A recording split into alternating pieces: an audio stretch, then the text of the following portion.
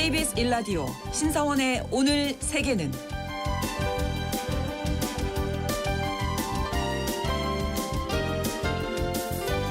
안녕하십니까. 아나운서 신성원입니다.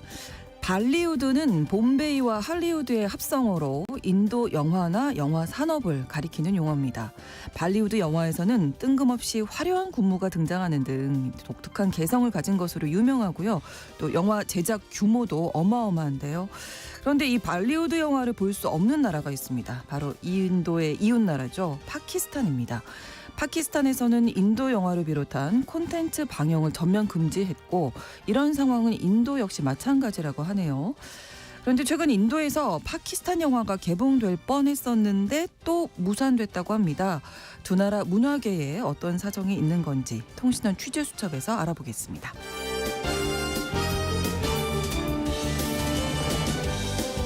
오늘 주목할 국제사회 뉴스는 헤드라인 뉴스와 키워드로 정리해드립니다. 구정은의 수상한 GPS에서는 프랑스 노르망디 바닷가에서 발견된 200년 전 유리병 편지에 대한 이야기와 함께 바다에 띄워보낸 편지가 운명을 바꾸고 사랑을 이어주기도 했던 소설 같은 이야기를 모아봤습니다. 어떤 사연들이 있는지 잠시 후에 전해드리죠. 10월 11일 금요일 KBS 1라디오 신성원의 오늘 세계는 시작합니다.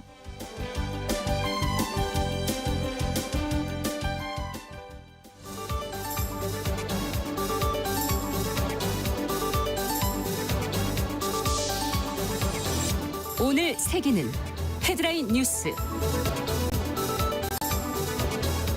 이스라엘군이 레바논 수도 베이루트 중심부를 공습해 22명이 숨지고 117명이 부상을 입었습니다. 이스라엘이 헤즈볼라의 거점이라고 주장하는 베이루트 남부 다히에가 아닌 중심부를 타격한 건 이례적인데요.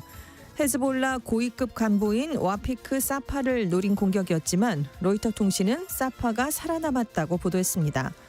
한편 이스라엘이 레바논 남부에 주둔 중인 유엔군 기지에도 포를 발사해 국제사회가 일제히 이스라엘을 비난하고 있습니다. 허리케인 밀턴이 미국 남부 플로리다를 관통해 지금까지 최소 12명이 숨졌습니다. 밀턴의 최고 시속은 172km였고 460mm의 비가 내렸는데요. 때문에 1,100만 명이 사는 지역이 홍수 피해를 입었고 330만 명이 정전을 겪고 있습니다. 현재 밀턴은 미국 동해상으로 빠져나갔고 점차 약화돼 소멸할 것으로 예상됩니다. 심각한 재정 적자를 겪고 있는 프랑스 정부가 증세 계획을 담은 예산안을 발표했습니다. 핵심은 공공지출 대폭 삭감과 이른바 대기업 부자 증세인데요. 매출액 10억 유로 이상에서 30억 유로 미만인 대기업에 법인세를 20.6% 할증하고 30억 유로 이상 기업에는 41.2%를 할증합니다. 또 초고소득자에 대한 증세를 통해 20억 유로를 추가 확보할 계획입니다. 하지만 정부를 구성하는 중도 우파 진영이 하원에서 절대 과반을 차지하지 못해서 예산안이 하원의 문턱을 넘을 수 있을진 불투명합니다. 미국의 9월 소비자 물가 상승률이 전년 대비 2.4%로 집계돼 3년 7개월 만에 가장 낮은 상승률을 보였지만 시장의 기대엔 미치지 못했습니다. 특히 변동성이 큰 에너지와 식품을 제외한 근원 소비자 물가 상승률은 전년 대비 3.3%로 8월보다 더 높아졌는데요. 근원 소비자 물가 상승률은 물가의 전반적인 흐름을 반영하는 만큼 물가가 빠르게 안정되지 않을 수 있다는 걸 가리키는 수치입니다. 때문에 기준금리 인하 속도를 두고 앞으로도 논쟁이 불가피할 것으로 보입니다. 지난 50년간 야생동물 개체군이 평균 73% 급감했다고 세계자연기금이 밝혔습니다. 담수 생태계가 85%로 가장 크게 줄어들었고 육상은 69%, 해양은 56%의 개체군이 소실됐는데요. 주된 원인은 서식지 손실과 훼손, 과도한 자원 이용, 기후변화 등입니다. 세계자연기금은 기후변화와 생물 다양성 위기를 극복하기 위해 전 세계적 노력이 필요하다고 강조했습니다.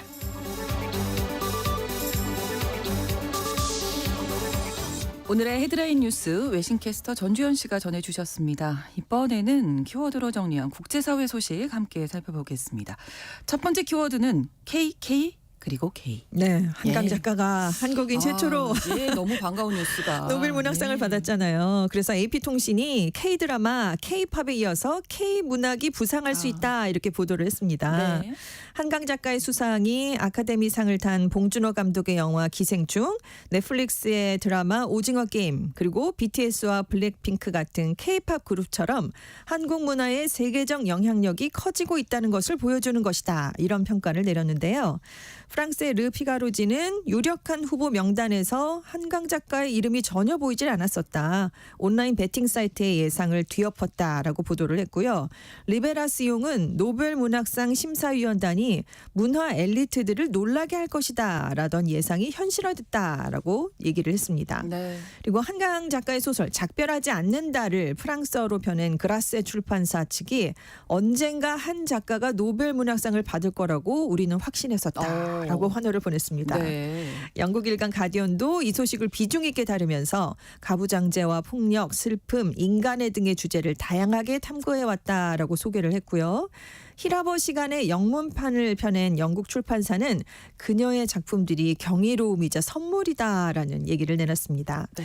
부커상을 받았잖아요, 한강 작가가. 그렇죠. 네, 이 부커상 측도 이 노벨상 수상이 발표된 직후에 홈페이지 첫 화면에 한강 작가의 수상 소식 사진을 띄웠습니다.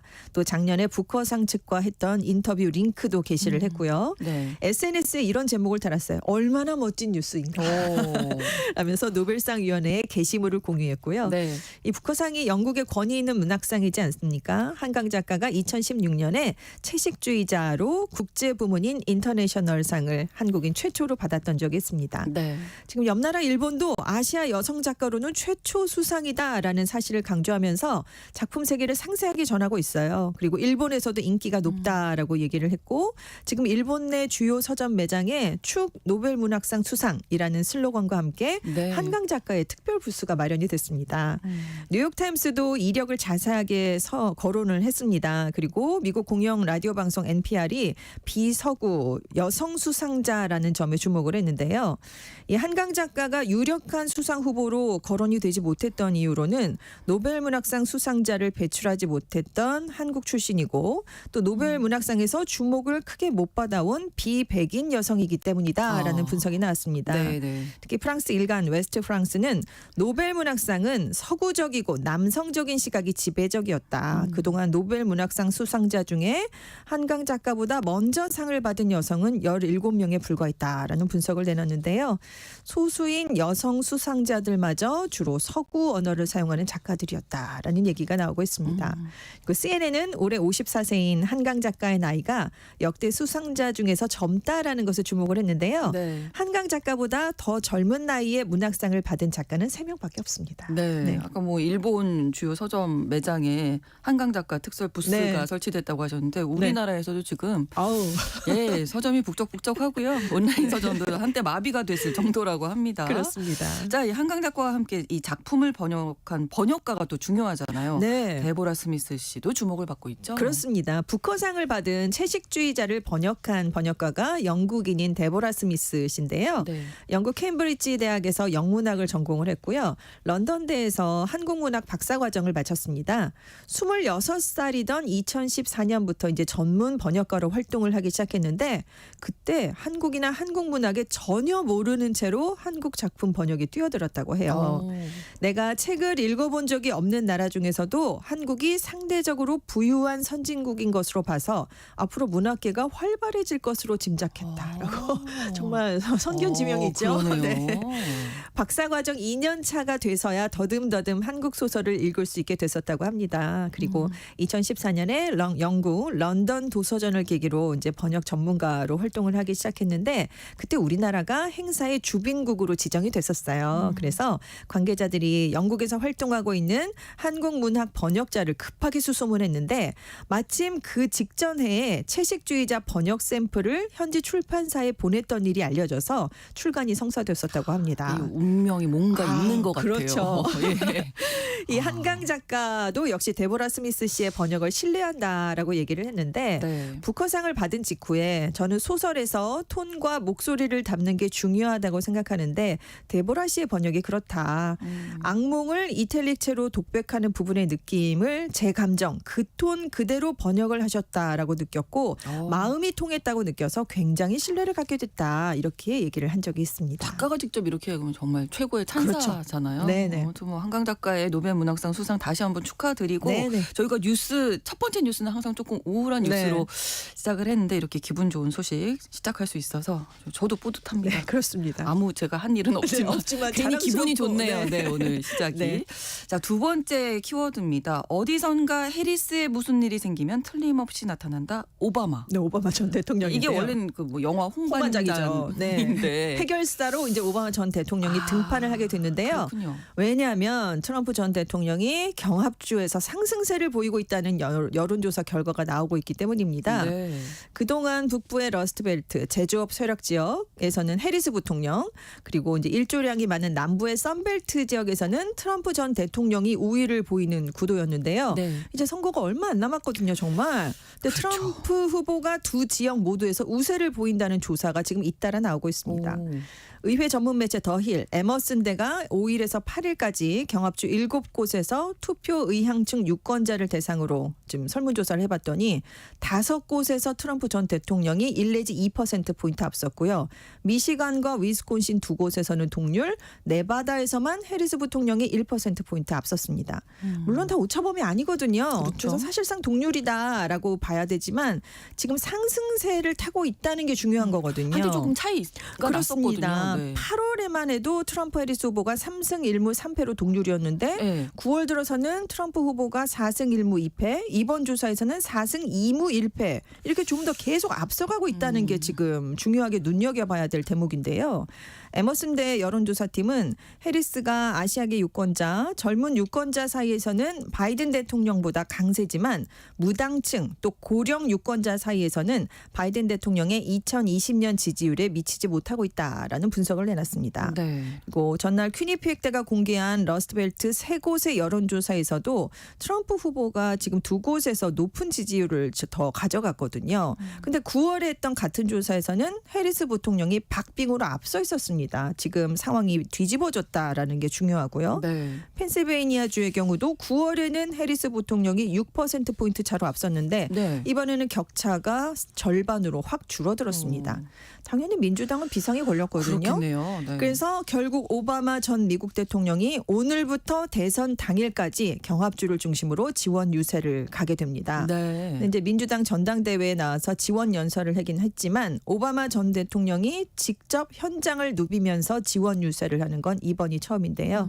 지금 오바마 전 대통령 인기는 아직도 상당하거든요. 그렇죠. 네. 그래서 이렇게 지원 유세를 해주면 좀 도움이 되지 않겠느냐라고 민주당은 기대를 하고 있는 겁니다. 그래서 지금 모든 일을 다 해보겠다라고 오바마 전 대통령 측이 얘기를 하고 있다고 하는데요. 이렇게 해리스 부통령이 오바마 전 대통령이 2008년에 민주당 대통령 선거 경선에 출마했을 때 그때 같은 여성인 힐러리 클린턴 전 국무장관이 아니라 오바마 전 대통령을 지지했었습니다. 그래서 첫 번째 경선이 열렸던 아이오와주에서 해리스 부통령이 그때 집집마다 찾아다녔어요. 오바마에게 투표해 주세요. 이렇게 설득했던 게 유명했는데 네. 이번에 그 이번에. 빚을 오바마가 그렇군요. 갖게 됐습니다. 예, 과연 홍반장처럼 이 오바마 전 대통령이 네. 든든한 지원군으로의 해결사로 네. 역할이 빛을 발하게 될지 이게 또 궁금해지네요. 그렇죠. 네. 어떻게 될지. 자, 다음 키워드는 의회에도 있는 붉은 물결. 그 다음 달 5일에 이제 미국 대선이 치러지면서 상하원 선거가 동시에 그렇죠. 치러지거든요. 네. 상원은 전체 100석 중에서 34석, 하원은 435석 전원을 선출하게 됩니다. 근데 미국 의회 권한이 우리나라보다 훨씬 강력합니다. 네. 대통령이 원활한 국정 운영을 하려면 의회의 도움이 절실할 수밖에 없는데요. 현재 상원 선거 판세는 공화당이 다소 우세합니다. 이번에 이제 상원 선거가 실시되지 않는 나머지 3분의 2 지역까지 합해 보면 최종적으로 공화당이 51석, 민주당은 48석을 차지할 것이다. 이런 예측이 지금 나오고 있거든요. 네. 근데 민주당이 소폭 앞서고 있는 격전지 오하이오주를 지킨다고 해도 50대 49니까 다수당이 되진 못합니다. 이번에 이제 상원 선거가 치러지는 34곳 중에 민주당 지역구가 22곳이나 돼요. 그러니까 지켜야 될 걸릴 때가 많은 게 민주당이기 때문에 네. 처음부터 민주당이 불리하다 이런 예상이 많았는데 지금 그대로 지금 여론조사 결과가 나오고 있고요. 반면에 하원은 승자를 예측하기가 대선만큼 어렵습니다. 주요 언론이나 조사 업체 간의 예측도 할 때마다 다르고 할 때마다 엇갈리고 있어요. 그래서 지금 일단 레이스 투 화이트하우스는 공화당의 승리 확률을 35.6%로 전망을 하고 있습니다. 네. 유고보도 지난달 24일에 민주당의 하원 승리 확률은 57%다 이렇게 얘기를 하고 있는데 반면에 더 힐은 이게 또 뒤바뀌어져 있는 거예요. 공화당이 이긴다 이렇게 나오고 있기 때문에 ABC 방송이 결국 개표에 걸리는 시간을 고려하면 어느 당이 최종적으로 하원을 장악했는지 알려면 며칠 심지어는 몇 주까지도 걸릴 수 있다. 왜냐하면 재검표가 되면 시간이 더 늘어날 수밖에 없으니까요. 네. 그래서 지금 상원은 공화당으로 넘어갈 게 지금 거의 확실시되고 있기 때문에 민주당은 하원이라도 지켜야 되거든요. 그런데 지금 만약에 대선에서 승리하고 공화당이 하원까지 차지를 하면 공화당이 빨간 물결을 행정부, 상원, 하원 다 가져갈 수 있습니다. 이러면 민주당이 정말 곤란해지거든요. 근데 만약에 그 민주당이 하원을 지킨다고 하면 해리스 부통령은 패한다고 해도 트럼프 대통령을 견제할 마지막 수단을 가져갈 수 있게 됩니다. 네. 반면에 민주당이 대선에서 승리를 해도 하원까지 공화당에 내주면 4년 전에 대선 결과 뒤집기 시도가 재현될 가능성이 있다. 굉장히 민주당은 불리해진다. 이런 얘기가 나오고 있습니다. 여러 조합이 나올 수 있어서 그렇습니다. 이게 11월 이 대선 이 즈음이 진짜 중요하군요. 중요합니다. 미국으로서는 이제 좀 지켜봐야 될 일이고요. 자, 다음 키워드는 나를 잊지 말아요. 이건 우크라이나입니다. 왜냐하면 국제사회의 모든 시선이요. 지금 이스라엘과 레바논으로만 쏠리고 있습니다. 그렇죠. 하지만 전쟁은 여전히 계속되고 있거든요. 우크라이나에서요. 그래서 우크라이나가 연말까지 러시아가 참석하는 평화 정상회담을 열고 싶다라는 뜻을 밝혔는데 당사 국가인 러시아가 우리는 안 간다라고 얘기를 했습니다. 네. 또 12일에 국제동맹 50여 개국이 참여한 우크라이나 방위 연락그룹 회의에서 워낙은 젤렌스키 대통령이 승리 계획을 좀 제시하려고 했었어요. 그런데 바이든 미국 대통령이 허리케인 밀턴 대응을 위해서 불참하기로 했습니다. 그래서 차질이 발생했어요. 최대 지원국인 미국이 안 오면 하나마나하잖아요. 그렇죠. 또 이 회의를 계기로 서방 정상들 간의 회의가 예정돼 있는데 바이든 대통령이 안 오니까 이것도 연기가 됐습니다. 사실 젤렌스키 대통령이 8월부터 러시아 본토를 기습해서 우크라이나가 서부 쿠르스크 지역을 통제하고 있으니까 미국을 비롯한 서방 국가에 승리 계획을 마련했으니까 적극 지원해달라라고 호소를 해왔거든요. 네. 근데 지금 알고 보니까 이 계획이 좀 구체적이지 않더라. 관심을 끄는 수준에 그치는 게 아니냐 인식이 되면서 우방을 결집하지 못하고 있습니다. 그래서 오히려 러시아 본토를 더 깊숙하게 타격할 수 있는 장거리 미사일 사용만 끌어내려는 그런 의도가 있는 게 아니냐 약간 좀 폄하가 되고 있거든요. 네. 그래서 지난달에 젤렌스키 대통령이 워싱턴도 가고 유엔에서 연설도 하고 그렇죠. 했지만 네, 전혀 네. 반응을 이끌어내지 못했어요. 그래서 지금 궁지에 몰려 있긴 한데 그나마 유럽연합이 동결돼 있는 러시아 중앙은행의 자산으로 최대 350억 유로 우리 돈으로 약 52조 원을 제공하기로 합의를 해줬습니다. 그래서 네. 최악은 그나마 모면했다라는 평가가 나오고 있습니다. 네. 그래서 우크라이나 입장에서는 저희도 있어요. 잊지 그러니까요. 말아주세요. 네. 이렇게 얘기를 하는 거군요. 자, 다음 키워드인데요. 건강이 악화된 유럽의 병자. 지금 낫고 있었어야 되는데 병이 더 깊어졌습니다. 유럽의 최대 경제 국가인 독일 얘긴데요. 네. 올해 경제 성장률 전망치가 종전에 0.3%였는데 마이너스 0.2%로 하향 조정됐습니다. 네. 근데 작년에 마이너스 0.3% 성장했거든요. 그러니까 2년 연속 마이너스 경제 성장을 할 가능성이 높아졌는데요. 네. 이렇게 2년 연속으로 마이너스 성장을 한 건 1990년 독일이 통일된 이후 두 번째입니다. 2002년에서 2003년에 이런 일이 벌어졌었는데 그때 경기 침체가 장기화됐었어요. 그래서 유럽의 병자다라는 별명이 그때 붙었었습니다. 그렇군요. 네. 하지만 그 뒤에 노동개혁을 했거든요. 침체에서 탈출을 했고 신흥시장에서 호황, 중국의 수요가 좀 높아지면서 독일 경제가 화려하게 부활을 했습니다. 그런데 그 이후에 경제 구조 개혁이 지연이 되고 미중 갈등, 전쟁으로 인한 지정학적 도전이 거세지면서 21년 만에 독일 경제가 다시 병실로 돌아가게 됐다라는 평가가 나오고 있는 겁니다. 여전히 우크라이나 전쟁에 따른 경제적 충격에서 벗어나지 못하고 있어요. 왜냐하면 러시아 러시아의 에너지 의존도가 굉장히 높았기 때문이에요. 그래서 에너지 집약적인 제조업이 직격탄을 맞았고요. 독일 수출을 뒷받침해주고 있던 곳이 중국 시장이었는데 네. 중국 경기도 안 좋거든요. 안 좋죠. 네. 지금. 네. 내수가 부진하니까 영향이 뭘 있어요. 사들일 수가 없습니다. 그러니까 수출에 지금 차질이 빚어지고 있고 이렇게 경제가 불확실하니까 독일 소비자 지출도 침체가 되고 있고요. 기업들이 투자를 하지 못하고 있습니다. 그러면 연정이 나서서 뭔가 경기 부양책을 띄워야 되는데 네. 연정 안에 갈등이 좀 심해요. 그래서 이 정치적 합의가 나오질 못하고 있습니다. 독일 경제 하면은 자동차 산업이 자동차 주축이었는데 떠오르죠. 네. 이게 지금 전기차 전환을 선도하지 못해서 도태가 되고 있어요.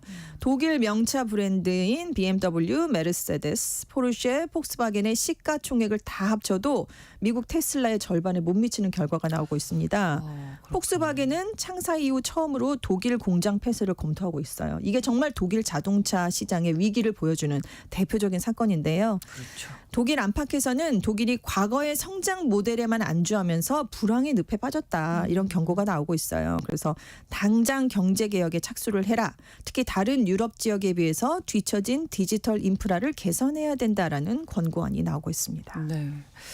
자, 다음 키워드는 한 번 쓰고 버리는 재사용 가방. 재사용해야 되는데 한 번 쓰고 쓰고 버려서 버려요? 네, 오. 문제가 되고 있어요. 2020년에 캐나다 정부가 물건을 담을 때 제공하는 일회용 비닐봉지를 금지하는 조치를 내놨습니다. 네네. 그래서 사람들이 이제 에코백 재사용 가방을 사용하기 시작했는데요. 이게 처음에는 재사용하니까 환경 보호를 할 수 있다라고 기대가 높았는데 네. 시간이 지나 보니까 또 다른 자원 낭비의 원인이 되고 있습니다. 재사용을 하지 않고 사람들이 버려요. 한 번 쓰고 버려요. 그래서 매립지로 무슨 가고 의미가 있는 있나요? 그러니까요. 그러니까 사실 에코백이 이렇게 네. 환경에 친환경적으로 이렇게 작용을 하려면 정말 많이 사용을 해야 되거든요. 그렇죠. 그런데 에코백을 가져가야 되는데 그걸 잊어버리고 그 매장에 가서 새 에코백을 또 삽니다. 이러면 무슨 효과가 있나요? 네, 텀블러도 그렇잖아요. 그렇습니다. 텀블러도 하나로 오래 사야 되는데 예쁜 거 나오면 네, 또 사고 또 사고 그러면 그만 안 버리고 되잖아요. 네. 그래서 지금 이 소매 업체들이 좀 나서줘야 되는데 네. 에코백 판매로 얻는 수익이 크니까 이걸 또 적극 나서질 않고 있는 상황이에요. 그래서 네. 캐나다 정부가 나서라 이런 문제가 있는데 네. 우리도 문제를 알고 있지만 소비자들도 좀 인식 개선에 나서달라. 네. 원하지 않는 가방 근처에 자선단체에 기부를 할 수 있습니다라고 네. 얘기를 하면서 적극 홍보를 하고 있습니다. 네, 소비자들도 반성을 좀 해야 되겠습니다. 헤드라인 뉴스와 키워드 외신캐스터 전주현 씨와 함께했습니다. 고맙습니다. 네, 감사합니다. KBS 라디오 신성원의 오늘 세계는 일부 마무리하겠습니다. 11시 30분부터 일부 지역에서 해당 지역 방송 보내드립니다. 제프리 오스본의 On the Wings of Love 전해드립니다.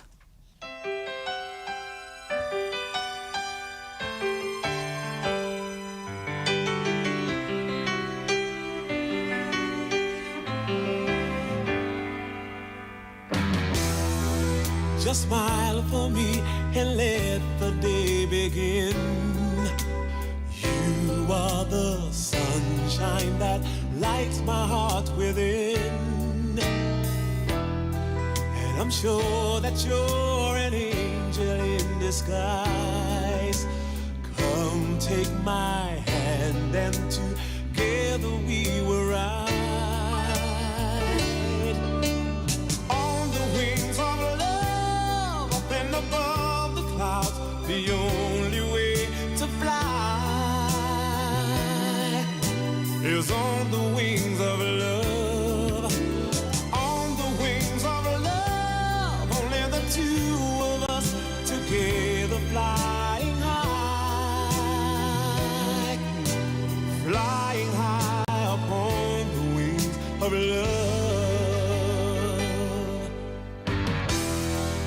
You look at me and I begin to melt, just like the snow when a ray of sun is felt. And I'm crazy about you, baby, can't you see? I'd be so delighted if you would come with me. On the wings of love, up and above the clouds, the only way to fly is on the wings of love. On the wings of love, only the two of us together flying high,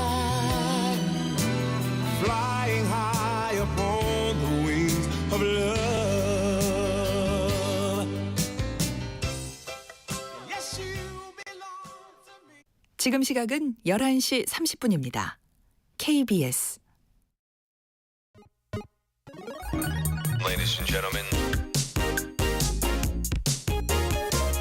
국제사회의 다양한 뉴스를 한눈에 KBS 1라디오 신성원의 오늘 세계는 세계를 바로 보는 최소한의 투자입니다.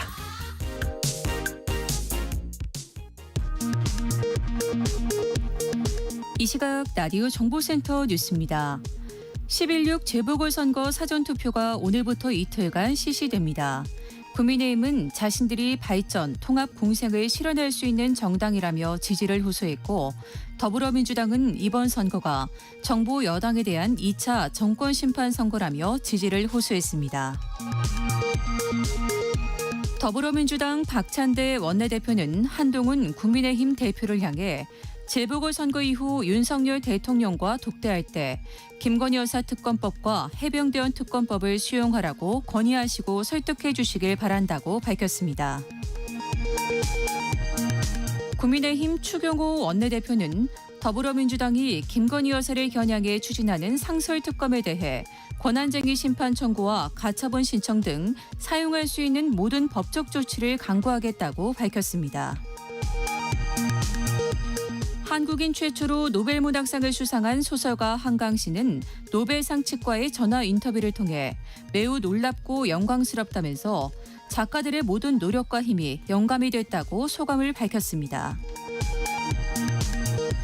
한국계 미국 작가 김주혜 씨가 장편 소설 작은 땅의 야수들로 2024 러시아 톨스토이 문학상 야스나야 폴라니아상 해외 문학상을 수상했습니다.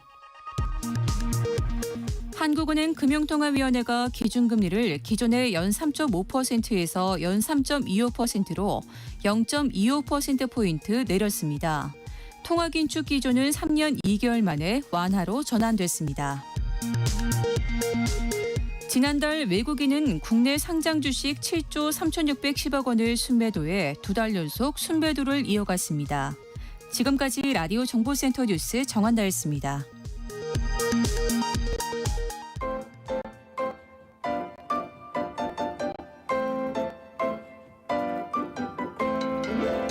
통신원 취재 수첩.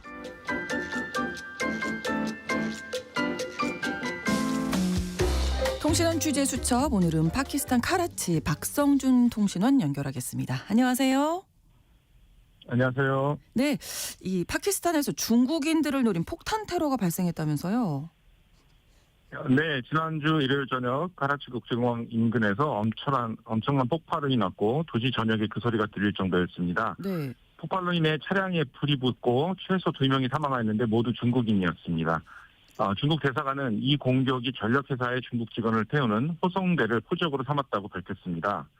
파키스탄에는 수천 명의 중국 노동자들이 있습니다. 네. 중국의 정부가 추진하는 1대1로 이란의 인프라 구축 사업에 참여하고 있는 사람들입니다.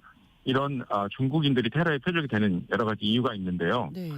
중국이 1대1로를 하면서 파키스탄 사람들을 고용하지 않고 현장 노동자까지 중국에서 데려와서 현지 고용 창출에 문제가 생기고 네. 또 중국인들의 자유로운 행동들, 예를 들어서 이슬람 국가에서 금지하는 술을 마시고 취해서 돌아다니는 행위 등이 파키스탄 사람들에게 위화감을 주고 있습니다. 그렇군요. 테러범들의 정체는 밝혀졌습니까?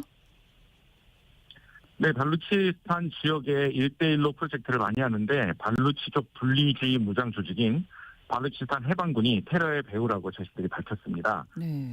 발루치스탄 해방군은 아프가니스탄이라는 국경에 접하고 있는 발루치스탄 주의 독립을 요구하는 무장단체입니다.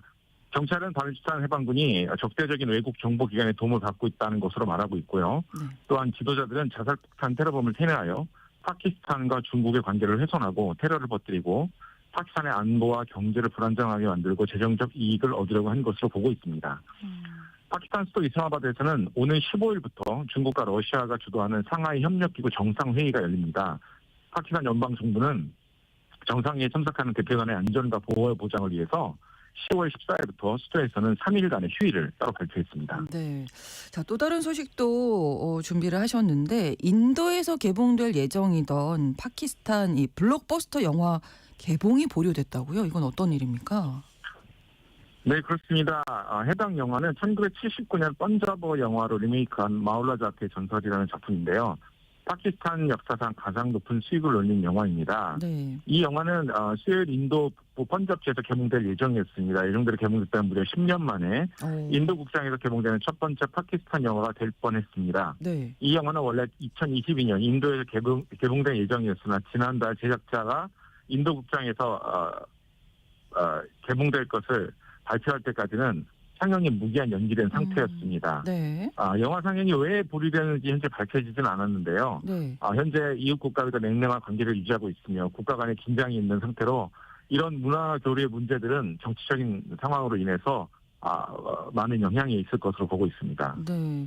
이웃 나라라서 문화적으로 뭐 비슷한 부분도 많이 있을 텐데 정치적인 이유로 이렇게 문화 교류가 되지 않는 거 참 안타깝네요.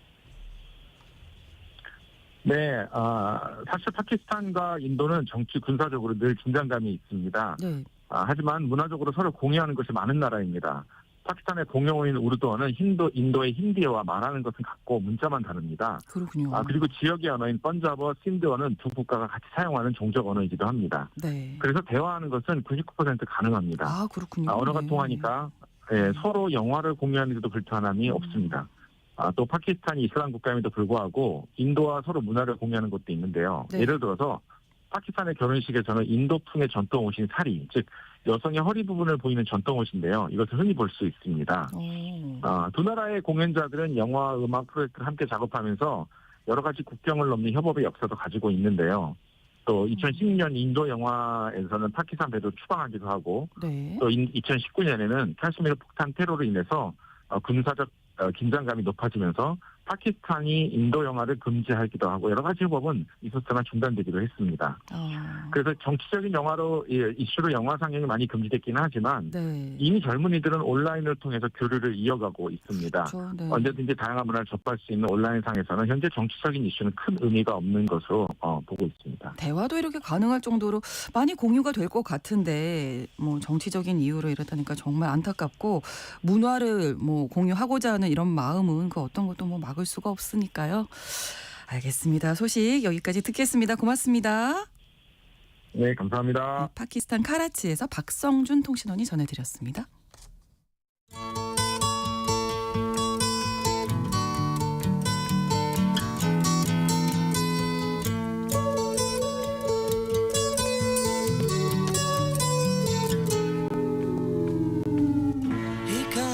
넓은 지구촌의 한 지역, 장소를 중심으로 우리가 주목해야 할 이야기 전해드리는 시간 글로벌 이슈 구정은의 수상한 GPS입니다. 오늘도 구정은 국제전문기자와 함께하겠습니다. 어서 오세요. 안녕하세요. 자, 오늘은 어디로 가볼까요? 프랑스의 디에프라는 곳인데 네, 처음 들어보셨죠? 네, DF. 프랑스 북부 그 영국과 마주보는 해협 노르망디 지역이라고 하는데 거기에 3만 명 정도 사는 작은 마을입니다. 네. 9월 말에 거기서 편지 한 장이 발견됐습니다. 와, 모바일로 문자로 지금 메시지를 전하는 이 시대 편지라고 하니까 너무나 낭만적으로 느껴지는데요. 그런 일이 있을 것만 같고. 내용은 네. 뭐 그렇게 대단히 낭만적이진 않습니다. 그래요? 그런데 그 유리병 안에 오. 종이 말아서 이제 편지 넣는 거 있잖아요. 네네. 유리병 편지. 네.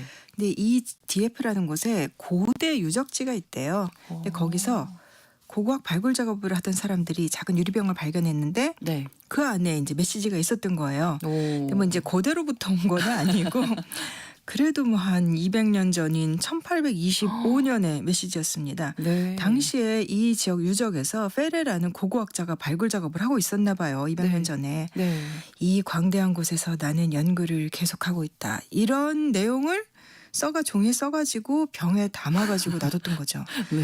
근데 뭐 왜 이거를 썼는지 뭐 누구를 보라고 한 건지 뭐 알 수는 없지만 뭐 아마 일종의 좀 기념 같은 거 아니었나 싶기도 한데 네. 아무튼 그게 200년이 지나서 그 페레의 후배 고고학자들한테 그들의 표현을 빌면 마법 같은 선물이 된 거죠. 예, 그러니까 뭐 타임캡슐처럼 그렇게 내가 된 이런 거죠. 일을 예. 하고 있다 그런 일을 알고 싶지 않았었을까 이런 생각도 해보게 되는데 이렇게 과거에 누군가가 남긴 뭐 편지라든지 쪽지가 발견되는 이런 일이 제일 오래된 거, 가장 오래된 일은 어떤 거? 이게 굉장히 역사가 오래됐더라고요. 이게 메시지 이너 바틀 그래서 MIB 이렇게 영어로는 약자까지 하면서 그렇게 좀 많이 알려져 있는 거잖아요. 유리병 속에 든 편지라는 게. 네네. 근데 이게 무려 2300년 전, 기원전 310년 무렵에 기록상으로는 뭐 아리스토텔레스의 제자인 그리스 철학자가 병을 띄웠다.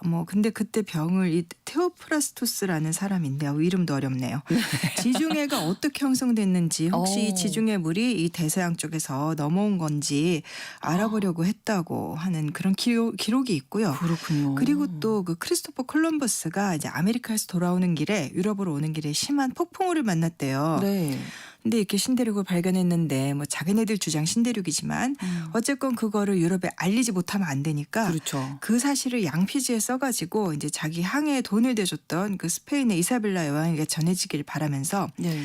이때는 뭐 유리병은 아니고요. 이제 양피지를 이 왁스 밀랍을 바른 이제 방수를 위한 거겠죠. 네, 네, 천으로 그렇죠. 싸가지고 나무통에 넣어서 바다에 던졌다고 하는데요. 네. 근데 콜럼버스는 무사히 돌아왔고 아무튼 이 박스는 발견되지는 않았습니다. 그렇군요. 요즘 같으면 인증샷 찍어서 바로 보낼 수 있는데 그러게요. 그게 안 되니까 네. 이런 방법으로. 그러나 발견되지는 않았다. 네.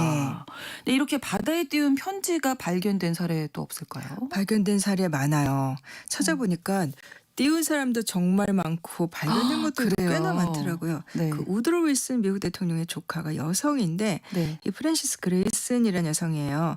근데 1927년에 이제 여성 최초의 대서양 횡단 비행 이거에 도전을 했대요. 그래서 이제 혼자서 비행기를 몰고 떠났는데 멀리 못 가고 뉴욕 근해에서 이제 실종됐다고 합니다. 근데 네. 2년 뒤에 매사추세츠 항구에서 이제 병에 담긴 메시지가 발견되는데 거기에 얼어붙고 있다. 가스가 새 나온다. 표류하고 있다.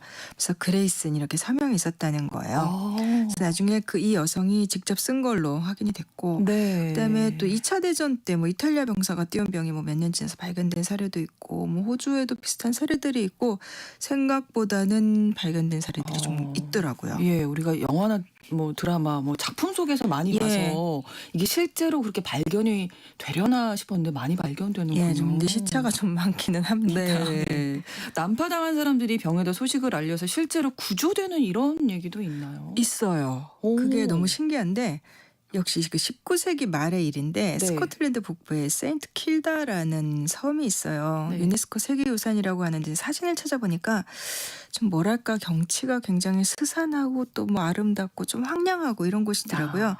근데 1876년에 어떤 존 센즈라는 기자하고 네. 오스트리아 선원들이 여기서 난파를 당해요. 근데 뭐 당시엔 유리병 없었을 거고 양의 방광에다가 이제 공기를 집어넣어서 나무통을 붙이고 거기다 메시지를 넣어서 띄운 건데 메시지 보트라고들 영국에서는 얘기를 하더라고요. 네. 이게 22일 뒤에 발견돼서 목숨을 구했대요. 근데 여기에 그 뒤에 이제 사람들이 많이 이 지역에 살게 됐는데 네.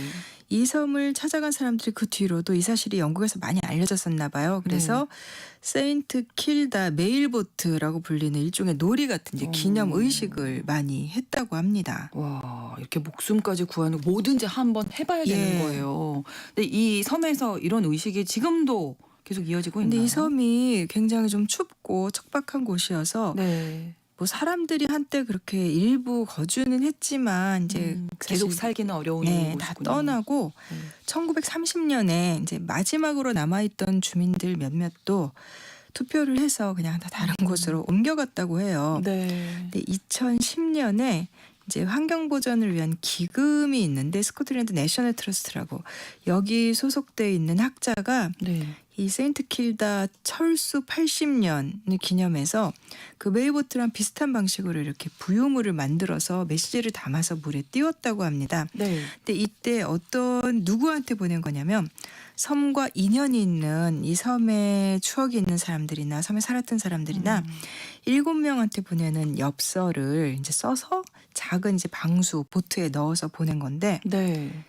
그게 2010년이었고 2020년 4월에 노르웨이 북부에 있는 어떤 작은 섬 바닷가에서 애들이 놀다가 그 엽서를 발견을 했습니다. 10년 10년이 지나서 발견이 됐다고요? 네, 이제 바닷가에서 뭔가 이렇게 배 모양 같은 게 이렇게 떠다니니까 주워가지고 집으로 가져가는데 와. 가져가는 도중에 이제 애들이 잘못해서 떨어뜨렸더니 그게 이제 깨지면서 엽서 7장이 나왔다는 거예요. 와. 이건 좀 영화 같아요. 그러네요. 근데 그 중에 이제 하나의 주소가 적혀 있어서 네. 그거를 아이들 집에 있던 할아버지가 이 주소가 있으니까 우체국에 보내보자. 네네. 그래서 우체국으로 보내서 10년 만에 이제 수신자한테 간 거죠. 근데 이 받은 대단합니다. 사람이 누구냐면 네.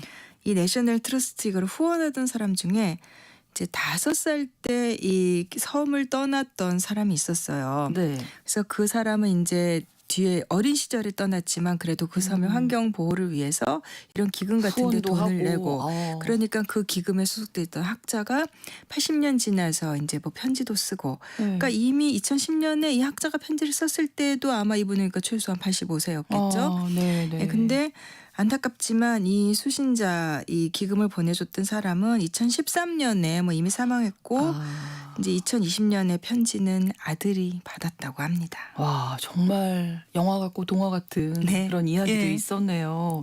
네, 편지하면 이제 연인들, 로맨스, 좀 낭만적이죠. 예, 뭐 예. 이런 쪽 생각하게 되는데 이런 이야기는 없을까요? 그런 이야기도 있습니다. 아, 네. 이게 1945년 성탄절에요. 성탄절이에요. 게다가 21살의 미군 군의관 이 프랭크 하이어스텍이라는 사람이 네. 이제 배를 타고 이제 뉴욕으로 귀환하면서 이제 아스피린 병에다가 메시지를 넣어가지고 바다에 던졌대요. 네. 8개월 후에 한 여성이 이 병을 발견을 한 거예요. 근데 뭐 쪽지 내용은 모르겠는데 아마 주소가 적혀 있었나 봐요. 그래서 이 여성이 답장을 한 거죠. 네. 누군지 모를 이 편지를 쓴 사람한테 이 쓴 사람은 누군지 모를 사람을 상대로 이제 신호를 쓴 보낸 거고. 거지만 여성이 네. 받아서.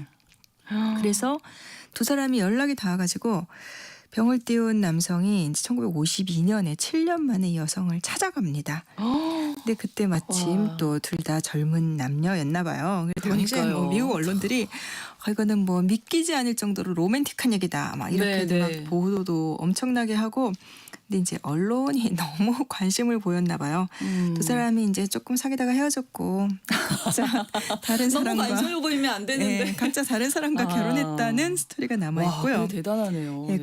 그런데 이 사람들은 이제 그래서 뭐 결혼이 꼭 사랑의 종착역은 아니지만 아니죠. 네. 뭐 아무튼 1956년에는 스웨덴 선원 이 사람 이름이 특이하게도 바이킹이더라고요. 이렇게 바이킹이라는 남성이 네. 이 사람은 거의 이거는 의도적이에요. 네. 먼 곳에 있는 아름다운 누군가에게라는 메시지를 넣어서 병을 띄웠습니다. 네. 이게 바다로 흘러서 이탈리아의 시칠리아에 살던 17살 소녀가 그걸 죽은 거예요. 와. 그래서 병을 띄운 지 2년 만에 결혼을 했는데 이것도 당시에 너무 알려져서 4천 명이 모여들어서 축하했다라는 와. 그런 얘기를 봤습니다. 대단한 이야기인데요. 이게 네. 남성이 보낸 그 편지를 그냥 무작위잖아요, 사실은. 근데 또 소녀... 발견된 것도 용한데 그거를 네. 또 진짜 먼 곳에 있는 아름다운 소녀가 와. 이제 건진 것도 너무 신기하고요. 뭐 이거는 운명이라는 말로 그런 거죠. 표현할 수밖에 네. 없는 것 근데 같습니다. 그 뒤로 오래오래 행복하게 잘 사는지까지는 제가 확인을 못했습니다만 그래도 아무튼 여기까지도 스토리가 너무나 대단한 예, 현실에서 일어난 일입니다. 네. 자, 이번에는 좀 정치적인 메시지를 전한 사례 알아볼까요? 그런 것도 있죠. 네. 1991년에 캐나다 밴쿠버 부근에서 이제 유리병 메시지가 발견이 됐습니다. 네. 그러니까 중국의 반체제 인사였던 그 웨이징시형의 석방을 촉구하는 내용이었는데 그걸 누가 보냈을까 했더니 대만 사람들이 띄운 이 선전용 이 유리병들이 태평양을 떠돌고 태평양은 완전히 거기 남에서 북으로 쭉 가가지고 네. 캐나다까지 간 것으로 추정이 되고요. 정치적인 메시지랑은 약간 좀 다르긴 하지만 이제 1979년에 미국인 부부가 그때 이제 베트남 보트피플이라 네. 그러잖아요. 남베트남에서 떠나온 사람들 이 보트피플 가족이 띄운 유리병 편지를 발견한 거예요. 그래서 어떻게 하다가 이제 이 베트남 가족과 미국 부부의 이제 서신이 서로들 진짜로 이제 편지를 쓰기 시작을 했고 네. 그래서 이 미국 부부가 미국 이민국하고 협력해서 이 베트남 가족이 미국으로 올 수 있게 해줬고 결국은 뭐 1985년에 뭐 난민 지위를 얻었다 이런 얘기도 있고요. 네. 뭐 이런 거는 사실 이례적인 사건들이죠. 뭐 현실에서 있었다고는 해도 그렇지만 뭐 해류를 연구하려고 뭐 병을 띄우고 이런 경우는 좀 많은 것 같아요. 오래전부터 연구자들이 이렇게 부유물을 띄워서 연구를 예, 그 아리스토텔레스의 제자분 해왔던 그분도 네. 이제 그렇죠. 2300년 전에 했다고 말씀드렸었는데 네. 이제 1929년에 독일의 어떤 해양 탐험대가 이제 세계 곳곳에서 플라잉 더치맨이라는 이름으로 이제 프로젝트를 했는데 이게 뭐냐면 병들을 대거 인도양에 띄워보내서 이렇게 해류를 연구한 거예요. 네. 이게 플라잉 더치맨이라는 거는 그러니까 유럽에서 약간 옛날부터 신화처럼 떠도는 그러니까 유령선을 가리키는 말인데 이제 거기서 이름을 따온 거고 네. 그래서 이 안에 병에 들어있는 쪽지 내용은 이거는 낭만과는 전혀 거리가 멉니다. 네. 이 병을 발견하면 이 탐사 당국에 알리되 건져내지 말고 그대로 바다에 돌려보내시오. 예, 연구용이니까 이런 지침이 적힌 종이가 병 안에 들어 있었고요. 네. 이 병들은 뭐 많이 뛰었기 때문에 뭐 여기저기서 발견됐고 심지어는 인도양에서 이제 출발한 건데 예. 뭐 26,000km 떨어진 뭐 남미의 남쪽 끝에서 발견되기도 했다고 합니다. 네. 또 그 2015년 4월에 이게 독일 가까운 그 북해 쪽에서 네. 편지가 들어있는 병이 발견이 됐는데요. 음. 이거는 연구용이지만 되게 오래된 거였어요. 1904년에서 1906년 사이, 그러니까 뭐 거의 뭐 100년 더 훨씬 지났죠. 네. 그때 그 영국 해양생물학협회가 그 플리머스 항구에서 북해에다가 병을 1,020개, 아이고 많이도 풀었습니다. 이걸 해류 연구한다면서 그렇게 풀었는데 그 중에 하나가 이제 그때 그 이후에 뭐 많이 수거가 됐을 거고 그 중에 하나가 이제 100년도 더 지나서 회수가 된 거죠. 그렇군요. 오랜 시간이 지나서 이렇게 발견된 사례들이 더 있을까요? 그 이번에 이제 그 프랑스에서 발견된 게 이제 200년 만에 발견된 건데 네. 그러니까 가장 오랜 시차를 두고 발견된 게 이번에 발견된 거예요. 근데 그 전 기록이 131년 만에 발견된 게 있었어요. 이거 2018년 1월에 호주 바닷가에서 그러니까 독일 해군 과학자가 띄워보낸 것으로 보이는 유리병이 발견됐는데 발신 시기가 1886년이었던 거예요. 와. 그러니까 2018년에 이 병을 발견한 사람은 이거 장난 아니야? 라고 그렇죠. 생각할 수도 있었겠죠. 네. 그래서 진짜냐 아니냐 하다가 뭐 여러 가지로 분석을 해봤을 때 131년 동안 바다를 떠돈 것으로 이제 확정이 됐고 네. 또 1914년 1차 대전 때죠. 영국군 병사가 이제 프랑스에서 이건 조금 슬픈 얘기입니다. 그 편지를 써서 유리병에 넣어서 영국 해협에 던졌는데 아내에게 보낸 거였어요. 근데 아마 젊은 병사였겠죠. 근데 이 병사는 그 병을 띄우고 나서 며칠 뒤에 이제 전사를 했고 아내는 받지 못했고 1979년에 사망했습니다. 안타깝네요. 그런데 이 편지가 1999년에 그 에섹스의 해안에서 발견이 됐고 이 네. 발견한 어부가 이 전사한 군인의 딸에게 전달을 했다고 합니다. 이 딸이 80대가 돼서야 이제 아버지의 이제 편지를 받은 거였고 네. 그다음에 또 2014년에 발트해에서 뭐 덴마크 엽서가 들어있는 병을 어부가 발견했는데 이것도 뭐 1913년에 띄워진 건데 뭐 101년이 지나서 이걸 띄운 20살 청년의 손녀에게 전달이 됐다고 합니다. 네.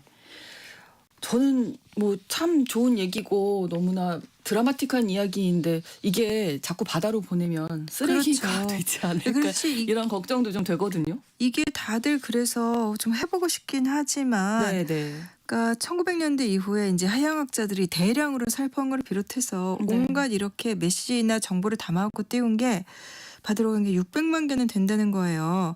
특히 뭐 어떤 기업들 이벤트들도 많았고 네. 그런 거 할 때는 이제 대량으로 보내는데 막 회수율은 또 굉장히 적고 그래서 그런데다 이제 또 뭐 플라스틱 병을 나중에 띄우는 경우도 많았는데 네. 플라스틱이 이제 바다에 잘게 부서져서 해양 오염 일으키고 그렇죠. 또 유리병이라고 하더라도 이게 사실 온전의 형태가 아니라 파도 휩쓸려서 깨지면 그러니까 그 조각이나 병뚜껑 같은 거 바다새들이 해양생물들. 먹기도 하고 네. 그래서 저도 이런 이야기들 찾아보면서 나도 한번 해볼까 했다가 우리 그냥 안 띄우고 해양 오염의 문제를 일으킬 수 있으므로 예, 네, 안 띄우지 띄우는 않는 걸로 하겠습니다. 또 오늘 글로벌 이슈 구정은의 수상한 GPS에서 아주 호기심을 자극할 수 있는 또 낭만적인 이야기도 있었고요. 여러 가지 이야기 전해주셨습니다.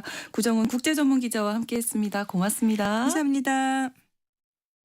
오늘 방송 마무리하면서 짐 크로치의 노래 타임 인 어 버틀 전해드립니다. KBS 1라디오 신성원의 오늘 세계는 다음 주 월요일 11시 5분에 다시 뵙겠습니다. 고맙습니다.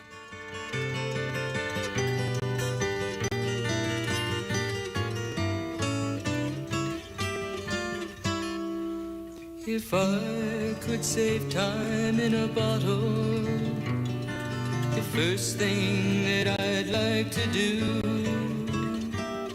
is to save every day till eternity passes away, just to spend them with you.